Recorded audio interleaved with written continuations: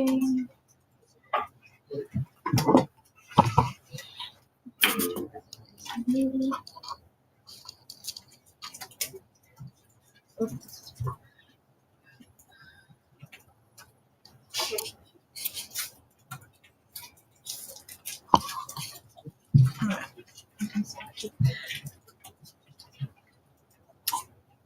I'll use the microphone. Yeah. All right, welcome back, everyone. We are just getting ourselves organized. Well, I'm getting myself organized for this next session. Cool. Let me cool.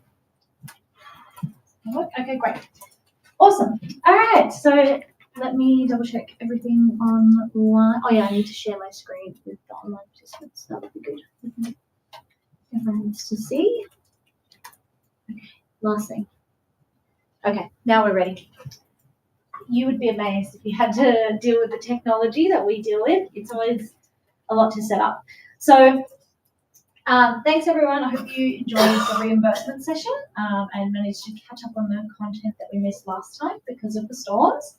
I'm going to be talking today about business models and pricing strategy. And when I was making these slides and putting everything together, I was trying to think about how I could make it kind of interactive.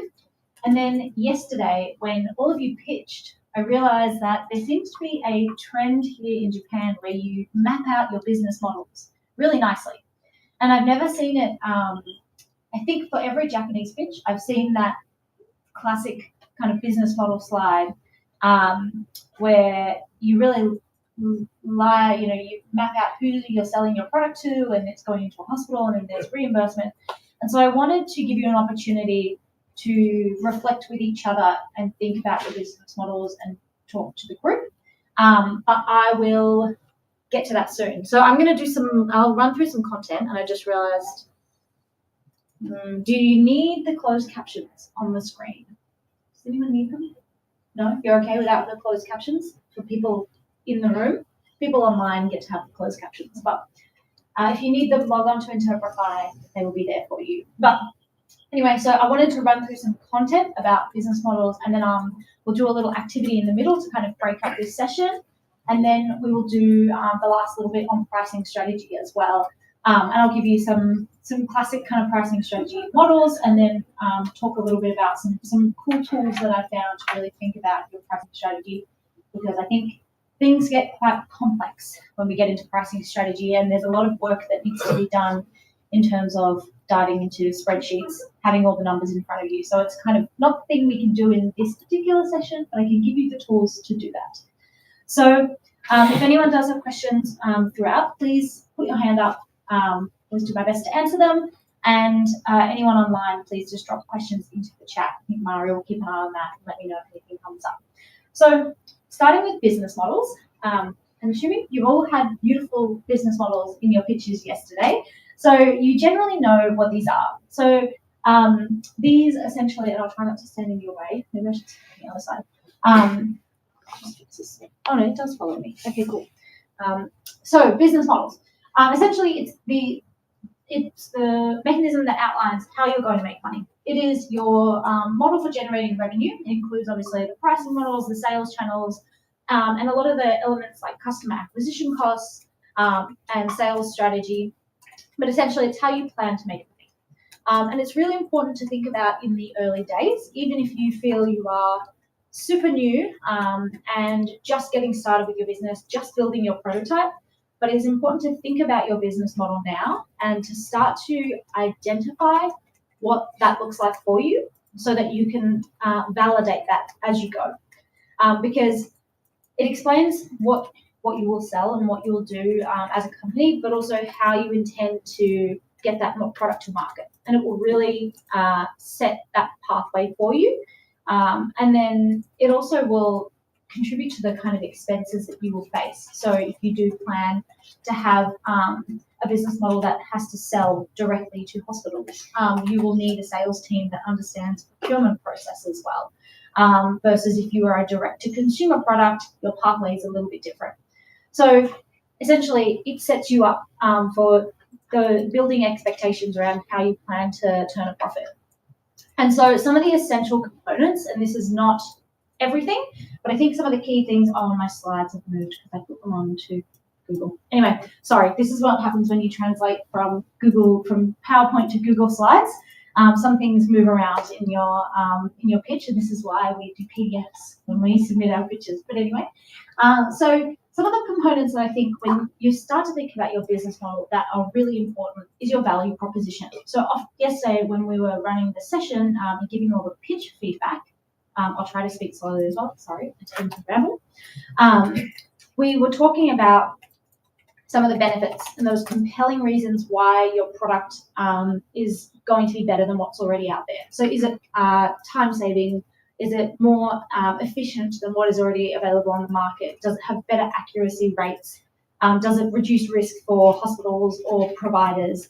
All those little things that make up your value proposition are really important when it comes to your business model. Of course, also your target market, the specific group of consumers that you will be selling this product to are very key to your business model. Your competitive advantage. This will also influence how you build your business model, what those unique features of your product or service are that can't be copied. And then your cost structure. So what's required to function as a business, how might these change over time and then affect the price, and we'll dive more into pricing later. This one here says payer and procurement. You just can't see the word procurement, but essentially who pays for your product, and then what are their processes that are involved in that. So procurement, procurement via hospitals is a very convoluted process that, you will have to go through if you are planning to sell them into hospitals, and you'll need to get key opinion leaders who really champion your product from within a hospital.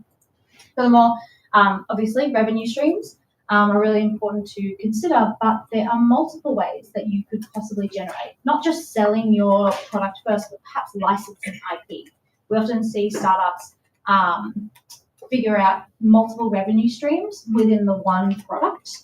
And even beyond that, licensing might be an option, but perhaps you could have a product that goes to researchers first that doesn't require regulatory approval, and then actually you have your regulated product on market a few years after that. And so you're able to generate a revenue stream earlier. We see lots of different creative things happen in this space. So I think thinking about your business model and the ways that you will generate revenue is really important.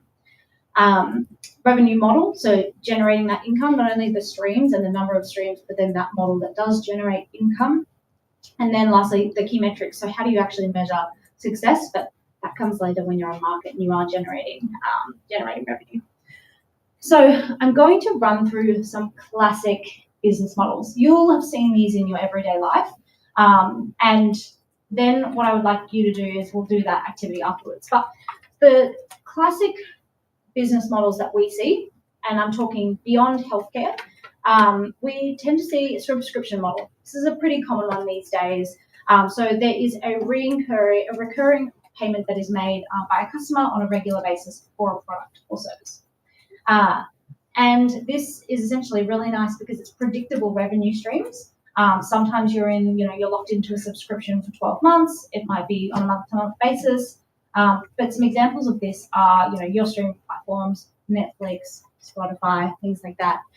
Could be like gyms, health clubs. And it's really good because it provides a lot of that customer attention. And then there's some really interesting metrics when you do have a subscription-based model, looking at, how long, what's the customer lifetime value, how long are those subscriptions, what's the turnover of payers and customers in this space. So typically we see within the subscription model, like flexible tiers of pricing, and it can cater to many different needs. So it's a really interesting model, and we see it sometimes in healthcare, mainly if you have a digital product, it might be some kind of subscription model.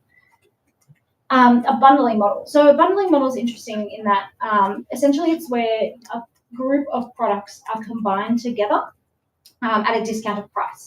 So this could be, and maybe it's not exactly what you have right now, but it could be something that you have in the future if you offer multiple different products in the market. There wouldn't be too many of this in the sort of medtech space, but I would say, again, digital health. Say if you had a physiotherapy app that came with a wearable device, perhaps if you purchased both at the same time, it is cheaper altogether.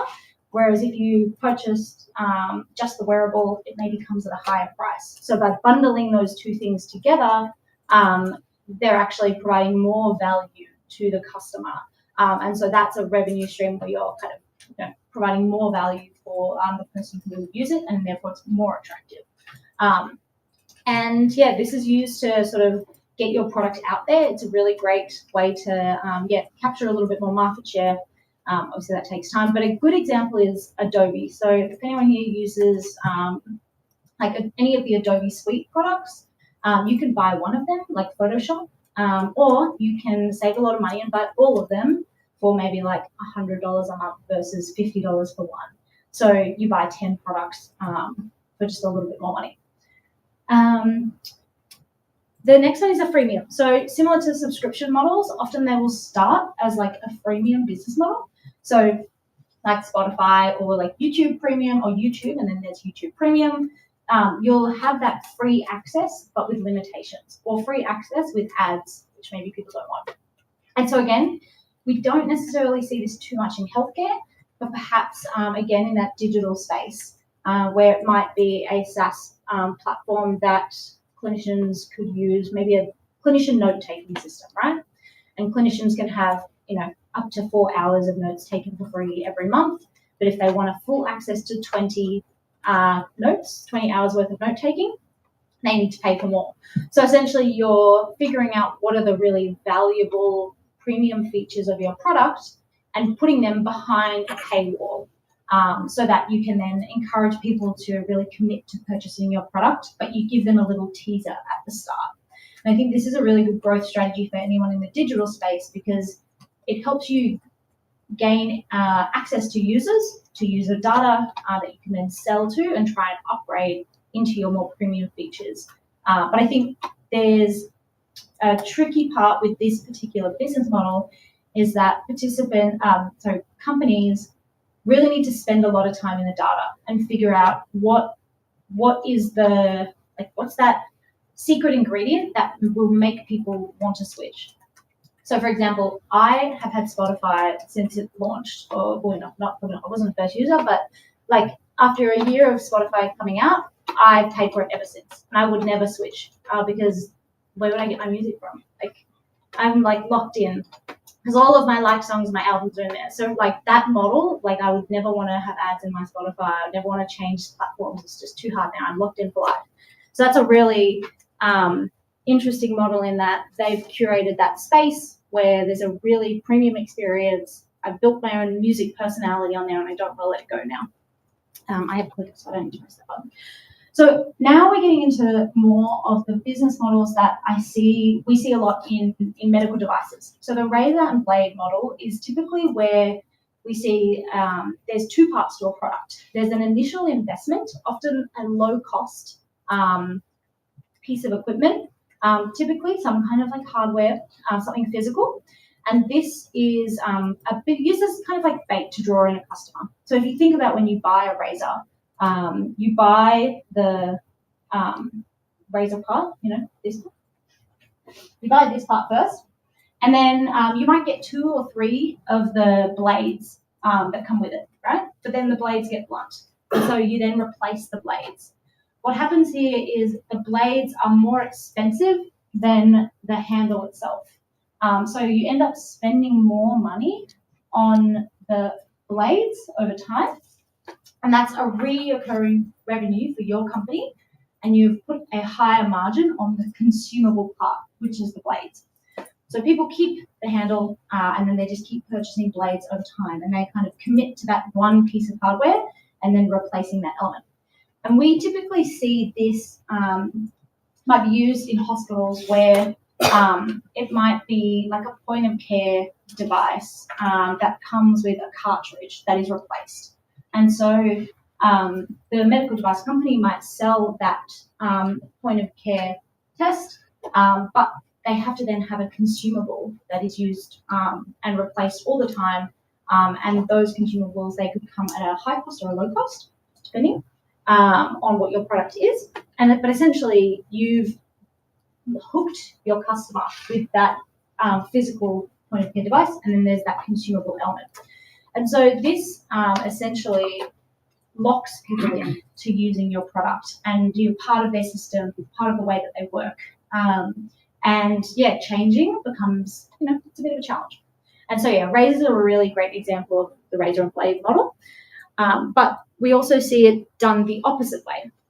So if you think of Nespresso coffee machines, we have a reverse razor and blade model. So rather than buying a really cheap Nespresso machine and then spending $50 every time you want to have a coffee, what you actually have is you spend $400 on a beautiful coffee machine, and then the coffee pods itself, which are very cheap to make, cost, you might buy a pack of 10 for $15 or something like that.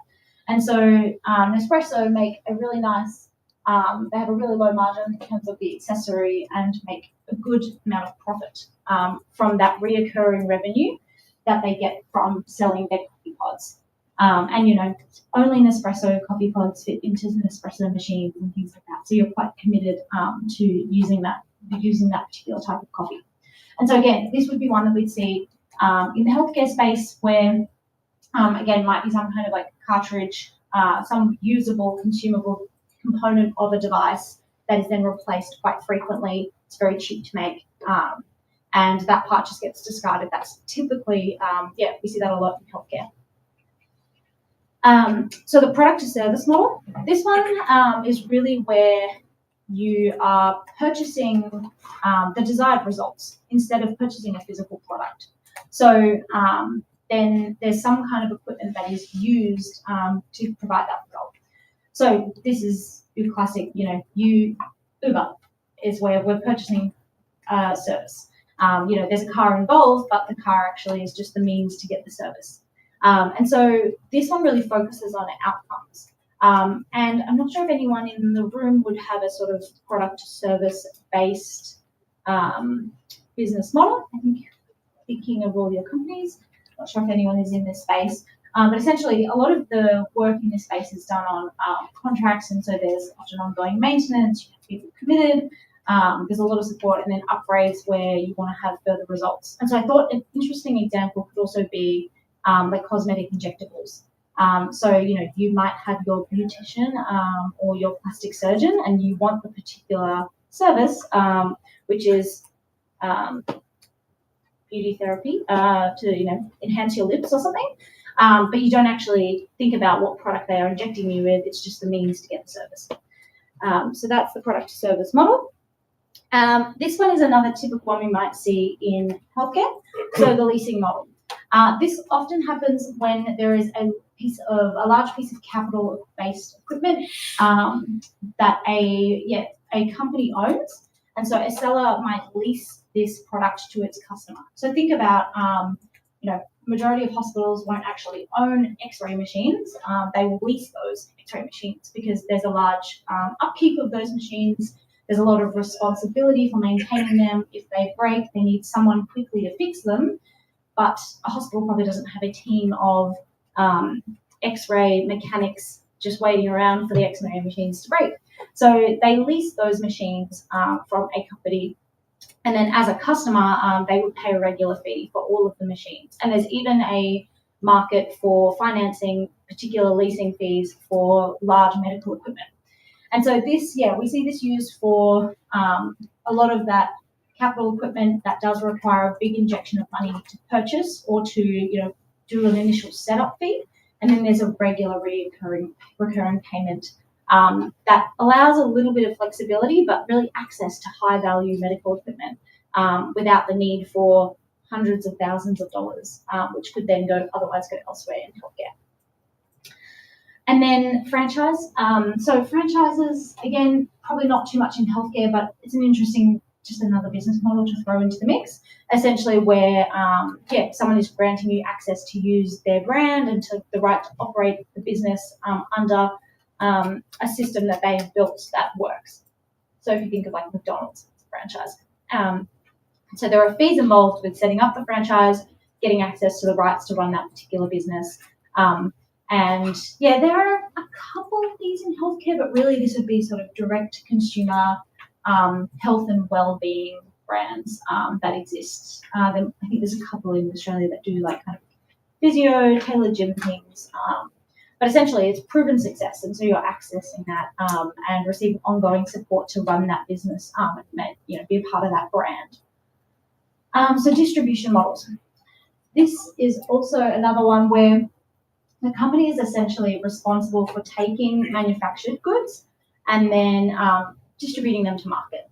So sort of like an intermediary that would connect manufacturers to retailers. And I'd say that no one is really within this space, but of course distribution is a big element of what we will do, and I think we'll talk about this in the next sprint a little bit in terms of how distributors are really useful to work with, how they can actually help you. I'd say this is more of their business model, but essentially they would purchase those goods in bulk and then sell them to retailers at a higher price. So there's a lot of great medical distributors out there, and it's efficient use of logistics and warehousing. They also know how to manage inventory, handle shipping, ensure timely delivery and things like that. But it's often quite complex. So as a startup, you would, bringing your product to market for the first time, you would probably manage your own distribution yourself. But there's a lot of risk involved with that. So you'll see, Medtronic, Boston Scientific, Johnson & Johnson pick up really strong, exciting medical devices that have a great market opportunity, and then they manage the distribution instead. So it's an interesting one to note, but probably less relevant for everyone in the room. And then lastly, I think this is the last one, the retail model. So this is basically just purchasing a bunch of goods and then selling them to customers for a price that covers those expenses, but also in a way that creates some profit for you. So this is classic, think of a supermarket. They purchase all of those goods and then they resell them in their own kind of marketplace. But it comes with challenges. So we don't typically, this would be, a pharmacy is a great example in terms of where this fits into healthcare, but there's a lot of supply chain logistics and planning is crucial. So I think there's a heavy reliance on data in this space and really mapping out what you actually purchase and then what you would sell and how often. So that inventory management and then managing a physical space or an online space even as well becomes quite complex, and that would take up a lot of your business resources and energy. And so when it comes to choosing the right business model, I know a lot of you have mapped out business models, or at least the flow of who you would sell to and then where reimbursement fits into that, which I think is a great first step. But I would encourage, and I will encourage you all to really think about who is your target market, how will you generate revenue, what are some of those costs that you'll face as an early stage startup, but of course ongoing, the fixed and variable expenses that go into your product, so your materials and things like that. And then research and analyze. So think about your competitors. They're a really great benchmark for how you should build a business model in your particular space. Doesn't mean you have to do exactly what they are doing, but when it comes to competitors, they're a great indicator if they are already on market and they do have a percentage of the market share, to understand the strategies that they use and to identify the opportunities where you can fast track some of your planning in terms of what is your business model, but then also how you will differentiate yourself from them as well if you identify that.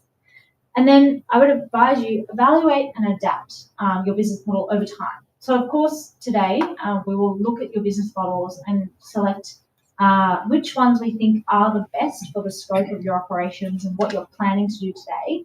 But of course, it changes all the time, and you will uncover different elements of your value proposition as you go through your preclinical studies, as you start to do clinical trials and you receive that data and that information that what you're building works and it works for your target market. So you will adjust this over time. And so my number one advice with building a business model and trying to figure out if it is the right business model is to validate it. So this means talking to the people who would pay for your product. It's not always easy because you can't just call them up and say, hey, would you buy this? And often, even if you say, would you buy this? They will probably say, yes, I would love to, but they're not actually paying for it. So as you're starting to try and, activate your first pilot study, or maybe get some kind of early stage contract where there is a bit of revenue generated, take a moment to think about what kind of business model are we using right now, and is it working? Maybe you keep getting knocked back from people. And you go, okay, is it our business model? What are we actually selling? Is it constructed in the right way? And I would encourage you to do the same for pricing, but we'll talk about that in a minute, because validation will really help you narrow in on what you're building and where you are. So now I want to, okay, I'll fix the slides, but essentially, let me do this right now.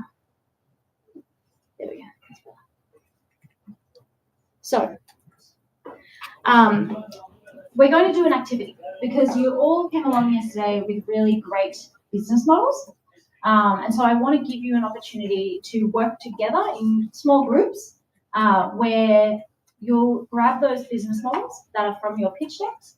And essentially, I want you to think about the list that we just went through very, very quickly and kind of identify where your business fits. Do you have a consumable and you're sort of at the this razor and blade model or reverse razor and blade model?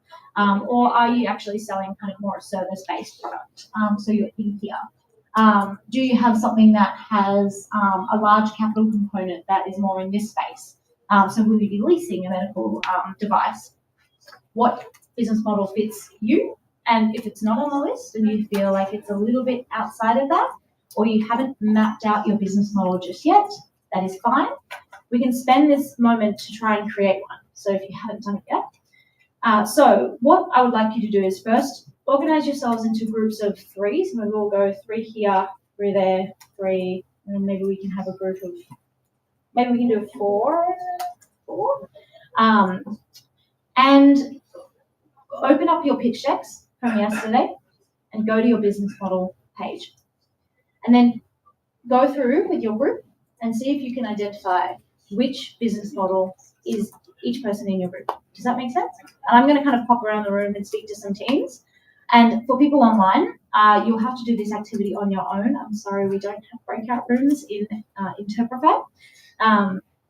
But if you do this on your own, try and identify where you are. And if you want to take a little break and you nail it, amazing.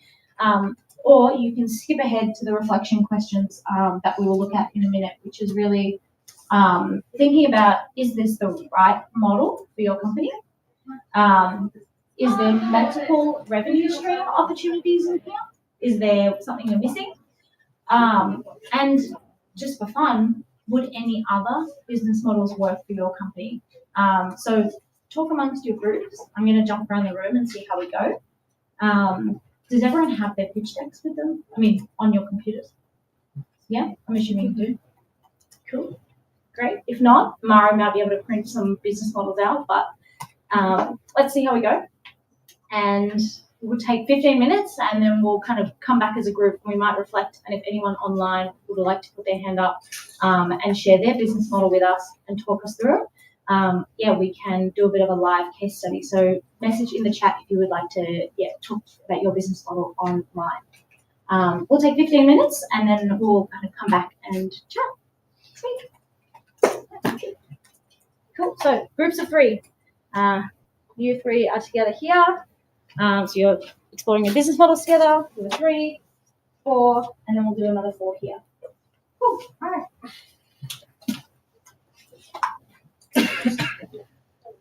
I'll mute the Zoom, otherwise you'll just hear us talking, and then we'll come back soon.